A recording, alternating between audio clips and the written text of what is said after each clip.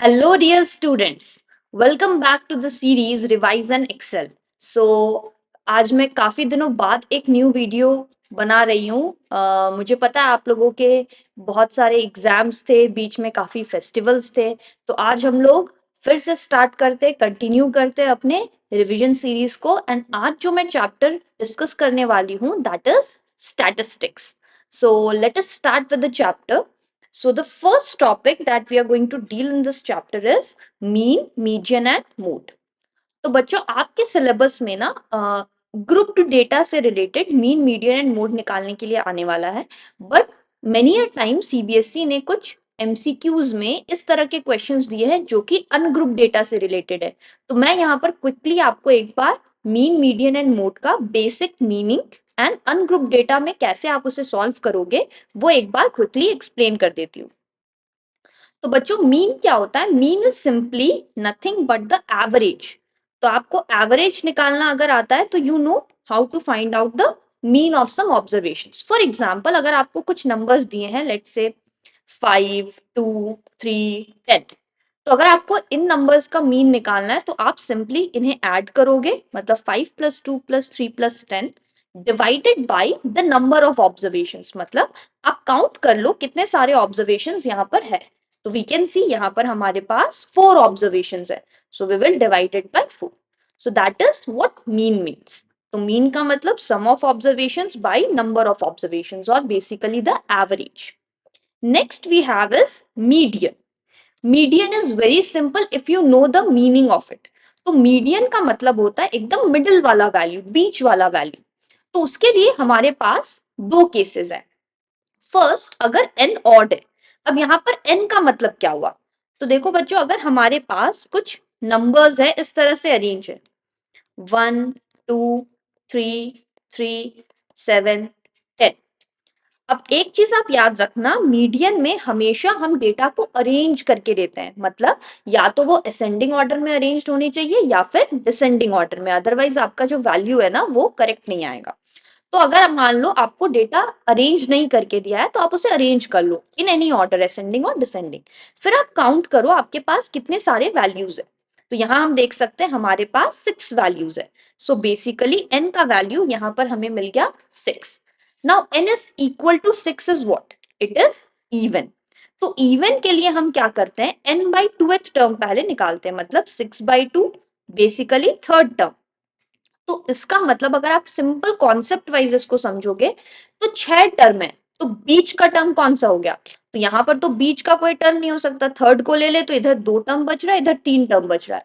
तो बेसिकली जब भी n का वैल्यू या नंबर ऑफ टर्म्स इवन होते हैं तो हमारे पास दो टर्म आते हैं जो कि मिडिल में होता है. तो मीडियन निकालने के लिए उस केस में हम इन दोनों टर्म्स का एवरेज ले लेंगे, मतलब third term plus fourth term by 2. तो यहाँ पर इन दिस केस थर्ड टर्म भी 3 है, फोर्थ टर्म भी 3 है, तो उसका एवरेज भी आ जाएगा हमारे पास 3. लेट सपोज यहाँ पर 3 नहीं रहता, 4 रहता, तो हम क्या करते, 3 plus 4/2 that is 7/2 that is 3.5. तो मीडियन मतलब बीच वाला टर्म. एंड सिमिलरली अगर n का वैल्यू ऑड है, मतलब अगर हम यहाँ से एक वैल्यू को डिलीट कर दे, ये 10 नहीं है, तो in this case we will get n equals to 5. तो उस केस में मीडियन हम कैसे निकाल सकते हैं, n प्लस 1/2 करके. तो n का वैल्यू अगर 5 है तो इट विल बी 5 प्लस 1/2 मतलब 6/2, मतलब कि थर्ड टर्म. तो थर्ड टर्म यहाँ पर वी कैन सी इज 3. तो यहाँ पर आप देखो ये एग्जैक्टली बीच वाला टर्म है, इधर भी दो टर्म्स बच रहे हैं, इधर भी दो टर्म्स बच रहे हैं. तो मीडियन का मतलब एग्जैक्टली बीच वाला term. Now let's see the last one, that is mode. Mode is very simple. Mode का मतलब वो वैल्यू या वो सेट ऑफ वैल्यूज जिसमें फ्रीक्वेंसी सबसे ज्यादा हो, मतलब जो टर्म सबसे ज्यादा बार आपको डेटा में अपीयर हो रहा है. फॉर एग्जाम्पल अगर कुछ इस तरह से दिया है 1,2,2, 3,4,3,7,2,1,2, तो यहाँ पर आप देख सकते हो मेरे पास 2 4 टाइम्स है. तो सिंस 2 का ऑकरेंस सबसे ज्यादा है तो यहाँ पर मोड हो जाएगा. ओके, तो ये एक सिंपल सा कॉन्सेप्ट रिवीजन था. मीन मतलब एवरेज, मीडियन मतलब मिडिल वाला वैल्यू अगर इवन रहेगा, तो बीच के दोनों वैल्यूज को हम एवरेज करेंगे और अगर ऑड रहेगा तो इजीली हम बीच वाला वैल्यू निकाल सकते हैं। And mode is simply the value which occurs for the maximum number of times. Okay, I hope ये वाला पार्ट आपको क्लियर है। अब हम आ जाते हैं असली टॉपिक पे। तो यहां पर देखो बच्चों, हमें ग्रुप्ड डेटा के लिए तीनों चीज निकालना सीखना है। Median and mode is very easy, mean भी इजी है, बस यहाँ पर तीन मेथड्स है। Okay, we have three different methods of finding mean. तो मैं आपको एक एक करके सारा मेथड्स एक्सप्लेन करती हूँ। सो एक चीज यहाँ पर आप देख सकते हो, मैंने एक्स और उसके ऊपर बार लिखा है, तो ये एक्चुअली में सिंबल होता है मीन को रिप्रेजेंट करने के लिए। So X bar represents mean. Okay, first method है डायरेक्ट मेथड, जो आप बचपन से करते आ रहे हो, एंड इट्स वेरी सिंपल। यहां पर हमें एफ आई इंटू एक्स आई और एफ आई को डिवाइड करना है। तो इसके पहले हम लोग ये समझते हैं ये एफ आई एक्स आई ये सब होता क्या। तो इसके लिए मैंने यहाँ पर एक एग्जाम्पल लिया है, number of days 0 to 6, 6 to 12, ऐसे करके कुछ क्लास इंटरवल्स दिए हुए हैं, एंड नंबर ऑफ स्टूडेंट्स, यहाँ पर हमारे पास कुछ फ्रीक्वेंसीज है। तो सबसे पहले हम ये समझते हैं इसमें एफ आई एक्स आई ये सब क्या हुआ। तो जब भी आपको कोई भी क्वेश्चन मिले और कोई भी मेथड आप यूज कर रहे हो, सबसे पहले आप फॉर्मूला को नोटिस करो। तो यहाँ फॉर्मूला में मेरे पास एक टर्म है एफ आई एक्स आई, दूसरा टर्म है एफ आई, इसके अलावा मुझे कुछ नहीं चाहिए। तो फर्स्ट क्वेश्चन मिलते ही सबसे पहले हम क्लास इंटरवल नोट करेंगे, जो कि आपको क्वेश्चन में दिया रहेगा।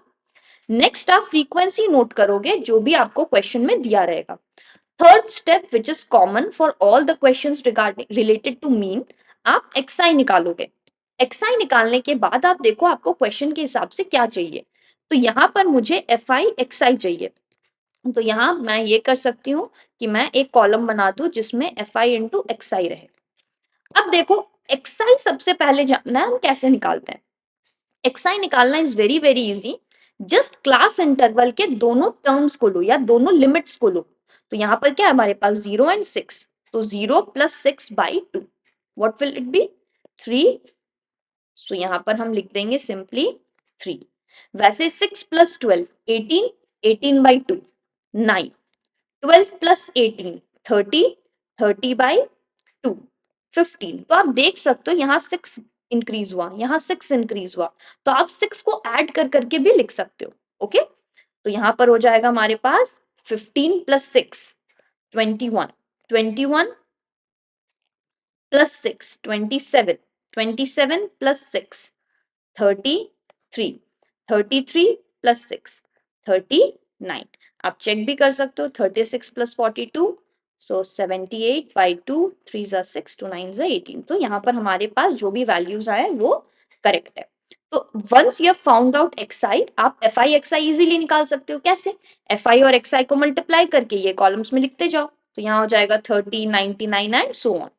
And now according to the formula, formula हमें क्या बोल रहा था कि मीन निकालने के लिए हम समेशन एफ आई एक्स आई, ये जो टर्म दिख रहा है, ये जो सिंबल दिख रहा है, इसे हम कहते हैं समेशन।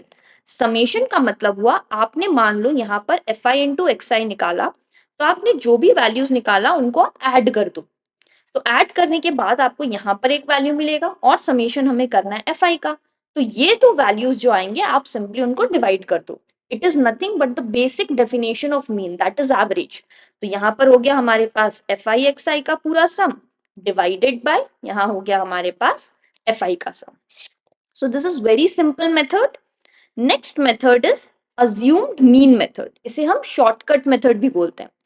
इसमें हम क्या करते हैं, यही प्रोसेस को हम लोग थोड़ा सा एक्सटेंड कर देते हैं और हम यहाँ पर एक मीन को अज्यूम कर लेते हैं। जो अज्यूम करते हैं वो कुछ भी वैल्यू हो सकता है। तो यहाँ पर 1 2 3 4 5 6 7 you can say class intervals है, तो इसमें से हम सेंटर वाले को ले लेते हैं। तो यहाँ पे हमारे पास अज्यूम्ड मीन हो जाएगा 21। तो once we have got the assumed mean, उसके बाद हम क्या करते हैं, जस्ट फॉर्मूला में पुट कर देते हैं। तो यहाँ पर xi के जगह हम एक नया टर्म निकालते हैं di, और di निकालने के लिए हम xi माइनस a करते हैं। इसी का एक्चुअली में थोड़ा सा और एक स्टेप ज्यादा एक एडवांस स्टेप है स्टेप डेविएशन मेथड। तो मैं आपको स्टेप डेविएशन मेथड करके दिखाती हूँ, आपको इजीली अज्यूम मेथड भी समझ में आ जाएगा। तो सबसे पहले हमने यहाँ पर एक अज्यूम्ड मीन मान लिया, तो अब हम क्या करेंगे, xi minus a by h करेंगे। तो xi मतलब 3 माइनस a हो गया 21 बाई h। ये h मतलब क्या होता है, इन दोनों क्लास इंटरवल्स को माइनस करो, आपको एक लिमिट मिलेगा, एक रेंज मिलेगा। सो यहाँ पर कितना है, 6 माइनस 0 इज 6। सो बेसिकली आपको ये पता करना है कि हर क्लास इंटरवल्स में कितने का गैप है। सो दैट इज 6 ओवर हियर। तो इसे अगर हम कैलकुलेट करें तो 3 माइनस 21 हो जाएगा हमारे पास 18। तो ये हो गया 3। तो यहाँ हमारे पास आया -3। तो अब आपके पास एक ऑप्शन है कि आप ये सारी वैल्यूज को कैलकुलेट करके यहाँ पर आप लिखते जाओ, और उससे भी बेटर हमारे पास एक ट्रिक है। तो ट्रिक क्या कहता है, जहां पर आपने अज्यूम्ड मीन लिखा था, जो आपका अज्यूम्ड मीन वाला सेक्शन है उसे आप 0 कर दो, उसके ऊपर -1 -2 -3 करो, और उसके नीचे 1 2 3। फॉर एग्जाम्पल यहाँ आपका अज्यूम्ड मीन होता तो आप इसे 0 बनाते, इधर -1 -2 -3 करते, और इधर 1 2 3 करते। इससे इजी हो जाएगा, आपका टाइम बचेगा। And then what you have to do? You have to just find out fi into ui. It's very easy. 10 into -3 -30. 11 into -2 -22. 7 into -1 -7. This is 0. 4 3 2s are 6 3 1s are 3. अब हम क्या कर सकते हैं, अब हम इसे कैलकुलेट करेंगे। तो कैलकुलेट करने के लिए एक इजी मेथड है कि पहले आप सारे नेगेटिव नंबर्स को ऐड कर लो। तो ये हमारे पास 30 22 7। तो 9 -59, पॉजिटिव नंबर्स को ऐड कर लो, 10 30। तो इवेंचुअली तो हमें माइनस ही करना होगा। सो 9 माइनस 3 इज 6, 5 माइनस 1 इज 4। तो हमारे पास वैल्यू आ गया -46। एंड ओवर हियर हम यहाँ पर सारे फ्रीक्वेंसीज को भी ऐड कर सकते हैं। So we will get 10 11 21। So this is going to be 21, 7 plus 4 is 11, 4 3 7 1 8. So 8 9 10 20 30 40। तो यहाँ पर हमारे पास आ गया 40। अब सिंपली हमें फॉर्मूला में पुट करना है।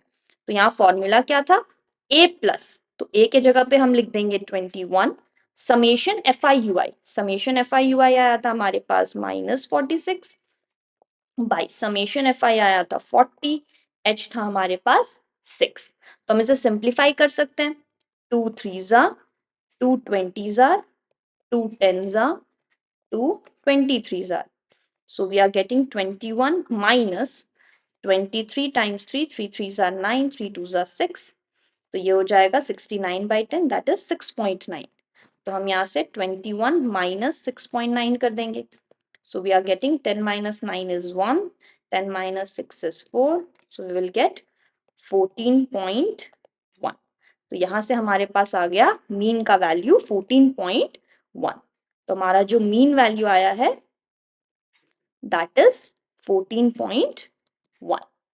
So this is how we can easily find out the value of mean using the step deviation method। step deviation method बच्चों सबसे easy method होता है, बट अगर आपको क्वेश्चन में स्पेसिफाई नहीं किया है तो आप कोई भी मेथड यूज कर सकते हो।